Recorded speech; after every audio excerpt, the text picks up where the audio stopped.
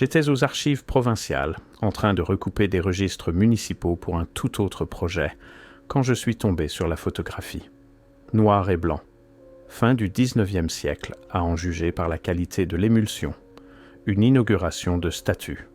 Le monument représentait un homme en costume d'époque, début des années 1800, peut-être plus tôt, tenant ce qui ressemblait à des instruments de dessin technique. Socle classique, pose digne.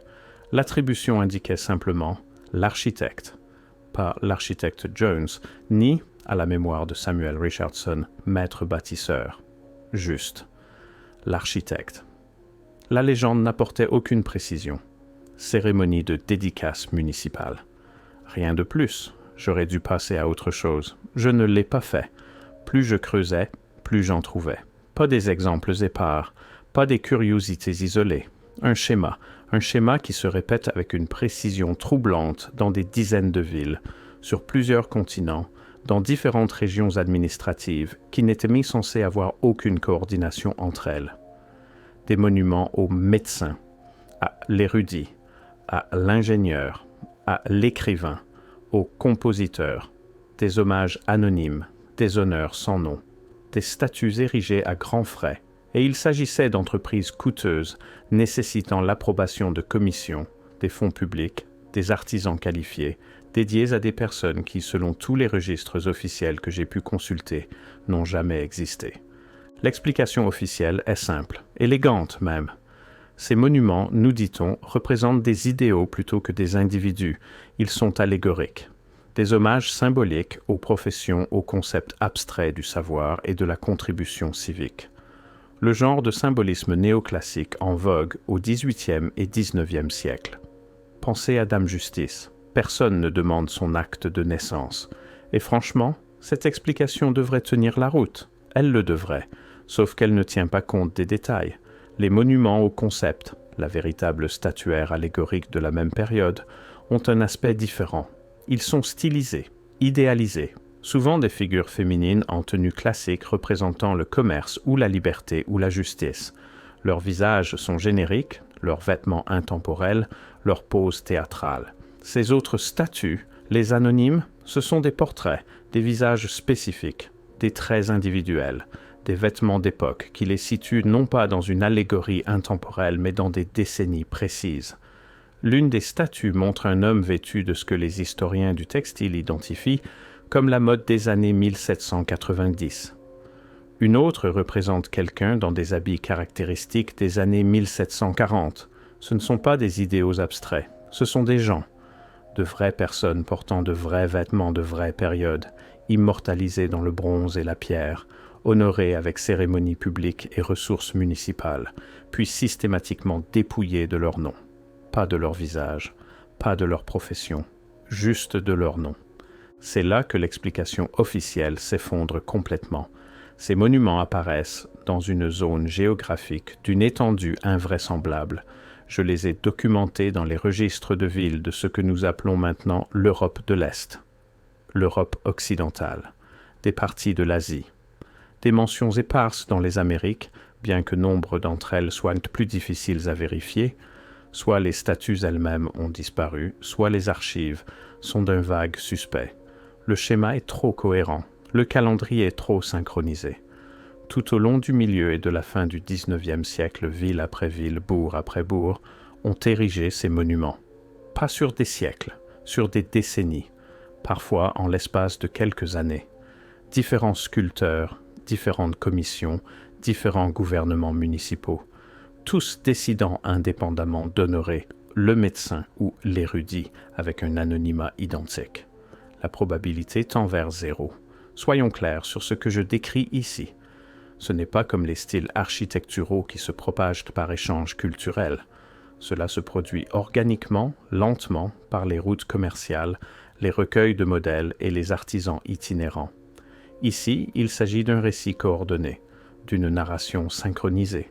Plusieurs villes, souvent avec un contact minimal, décidant toutes simultanément de commander des monuments publics coûteux, les dédier à des individus sans nom, vêtir ces individus de costumes historiques spécifiques à une période, les honorer avec des titres génériques identiques.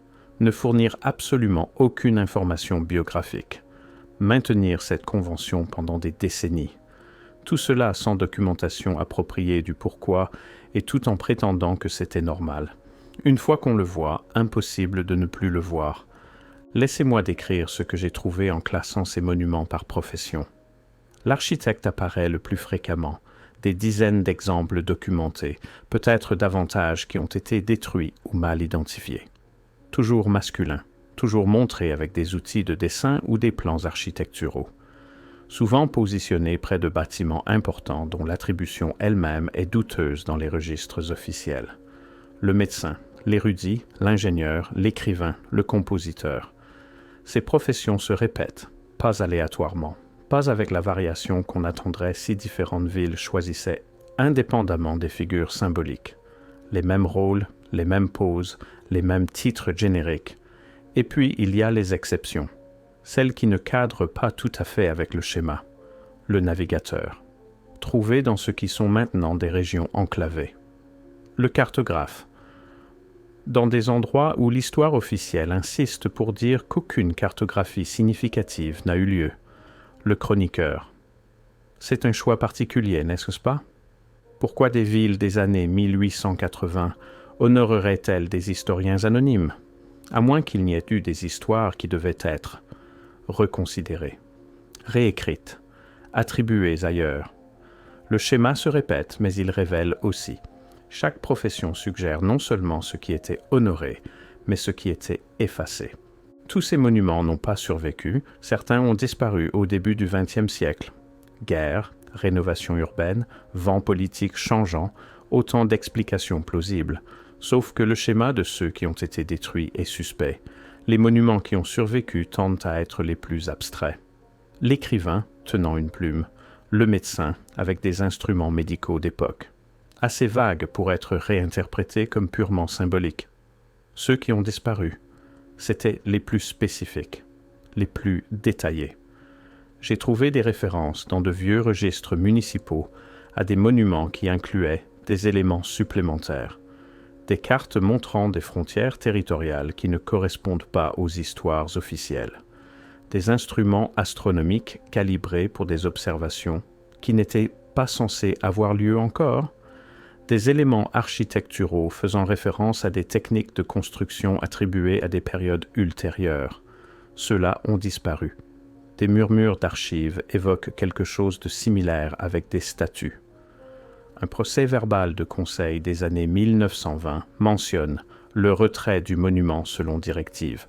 Aucune explication, aucune élaboration. Il était resté debout 47 ans, puis il ne l'était plus. Autre fragment.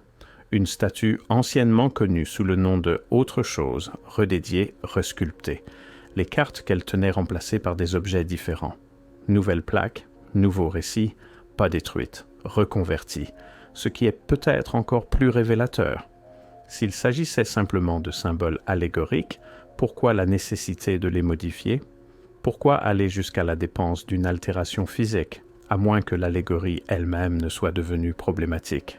À moins que ce qui était symbolisé ne puisse plus être publiquement reconnu. J'ai examiné les inscriptions de dizaines de ces monuments. Ce qu'ils ne disent pas est aussi important que ce qu'ils disent. La pratique standard en matière de monuments, même pour des statues purement symboliques, inclut des dates. Érigée en 1885, l'an de grâce 1877. Quelque chose pour ancrer le monument lui-même dans le temps. Ceux-ci, beaucoup n'ont aucune date, ou ils ont des dates qui posent un problème. Une statue de l'ingénieur dédiée en 1889, mais les vêtements et les outils de la figure datent d'environ 1750 à 1780. Pourquoi commémorer un idéal d'ingénierie du XIXe siècle en représentant quelqu'un d'un siècle plus tôt? L'explication standard, que le sculpteur représentait simplement un costume d'époque pour des raisons esthétiques, s'écroule sous l'examen. Certaines de ces statues montrent des détails technologiques qui n'étaient censément pas en usage durant la période que représentent les vêtements, des instruments, des outils, des types spécifiques d'appareils de mesure. Les preuves suggèrent quelque chose de bien plus vaste. Ces monuments ont été créés pour préserver des individus spécifiques tout en effaçant simultanément leurs identités.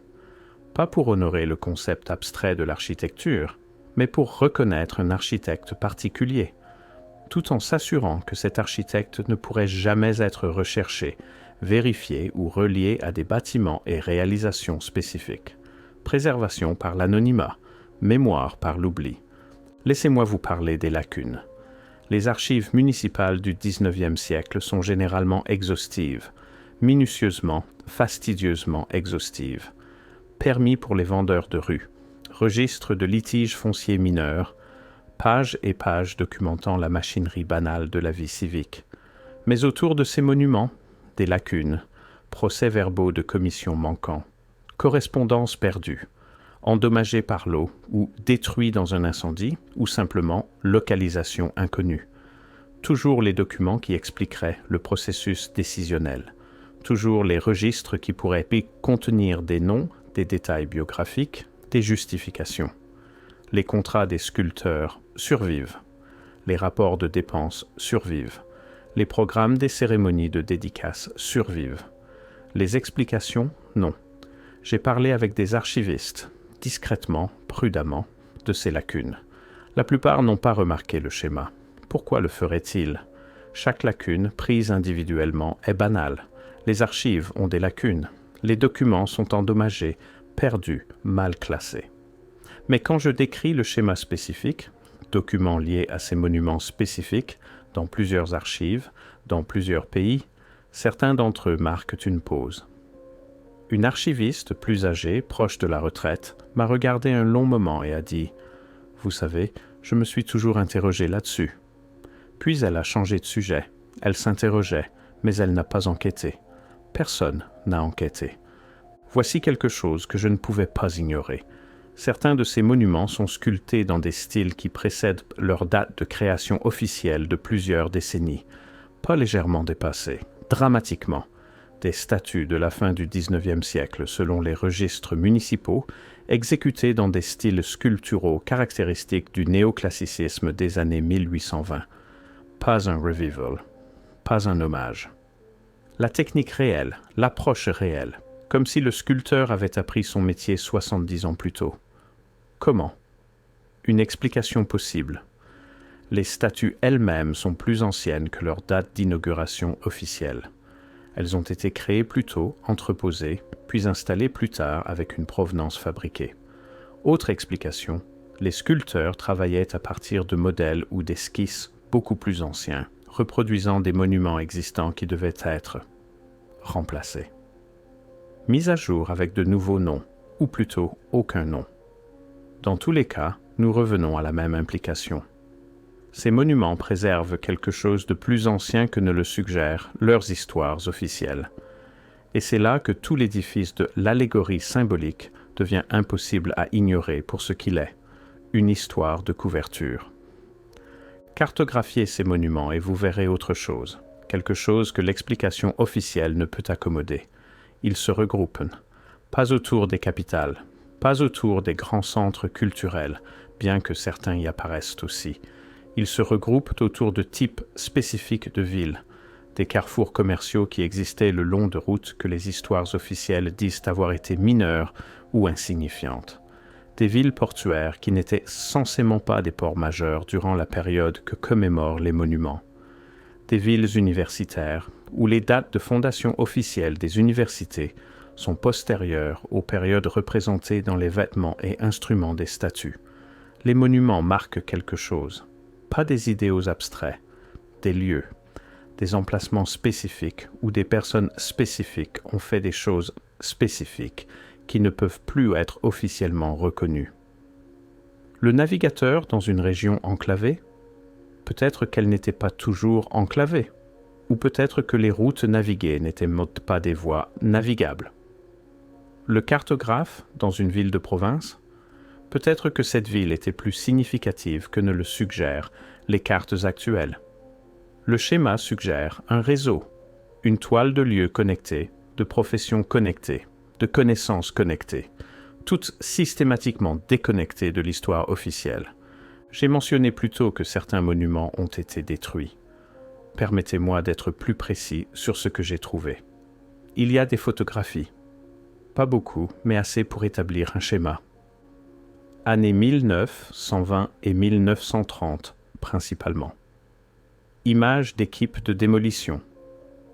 Statues retirées de leur socle, chargées sur des chariots, emportées. Dans certains cas, activement brisées en morceaux. Ce qui est notable, c'est le soin pris lors d'autres démolitions de la période. Quand des monuments véritablement historiques étaient retirés pour rénovation urbaine, il y a des traces, des discussions sur la préservation, des débats sur la relocalisation plutôt que la destruction. Des musées acquéraient des pièces, des collectionneurs privés achetaient des fragments. Pour ces monuments anonymes, rien. Ils ont été retirés et ont disparu. Aucun musée intéressé par l'architecte, aucun collectionneur cherchant le médecin, juste disparu. Abordons ce que je n'ai pas trouvé. Pas de campagne de démystification. Pas d'explication officielle publiée pour contrer les théories alternatives. Pas de déclaration gouvernementale clarifiant le but de ces monuments. Le silence. Quand d'autres bizarreries historiques ou théories du complot émergent, il y a des réponses. Des articles académiques expliquant la compréhension conventionnelle, des expositions de musées abordant les idées fausses, des histoires officielles défendues ou clarifiées. Pour ces monuments, rien. Demandez à un historien local au sujet de la statue de l'architecte sur la place principale de sa ville, et vous obtiendrez un haussement d'épaule. Ah, ce vieux truc, c'est juste décoratif, je crois, symbolique de la fierté civique ou quelque chose comme ça. Demandez pourquoi il est vêtu à la mode des années 1780, alors qu'il a été érigé en 1890, et vous aurez un autre haussement d'épaule. Choix artistique, probablement. Demandez pourquoi il y a des dizaines de monuments presque identiques sur plusieurs continents, et vous obtiendrez des regards perplexes. Parce que la plupart des historiens locaux ne connaissent pas les autres. Ils connaissent leur statut. Ils n'ont jamais considéré le schéma. Le silence n'est pas conspirationniste. Il est ambiant, structurel, le genre de non-savoir qui ne requiert pas de suppression active parce que tout le monde a déjà convenu, sans discussion, de ne pas poser de questions. La chronologie importe. Ces monuments apparaissent le plus fréquemment entre 1870 et 1895. Une vague concentrée de construction de monuments sur plusieurs continents, tous suivant le même schéma, tous honorant les mêmes professions anonymes. Puis, ils s'arrêtent. Pas graduellement, brutalement. Après 1895, je ne trouve presque aucun exemple de nouveaux monuments de professionnels anonymes érigés. La pratique cesse simplement. Les villes continuent de construire des monuments à des individus nommés, à des victoires militaires, à des événements historiques spécifiques, mais les hommages anonymes cessent. Pourquoi? Qu'est-ce qui a changé au milieu des années 1890 pour rendre ces monuments inutiles, ou impossibles, ou trop dangereux? Une possibilité. Ce qui était préservé avait été suffisamment effacé de l'histoire officielle pour que les monuments eux-mêmes deviennent redondants ou trop évidents. Autre possibilité, la génération qui comprenait ce que ces monuments représentaient se mourait. Leurs enfants, élevés avec les nouvelles histoires officielles, ne reconnaîtraient même pas la signification. Les monuments deviendraient véritablement symboliques, véritablement anonymes, leur but originel perdu dans le temps. Peut-être était-ce le but, créer les monuments pendant que la mémoire vivait encore, honorer les sans-noms pendant que les gens se souvenaient encore des noms, puis attendre.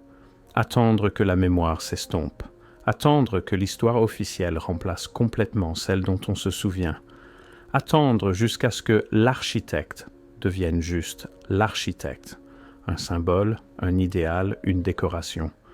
Attendre jusqu'à ce que plus personne ne pose de questions.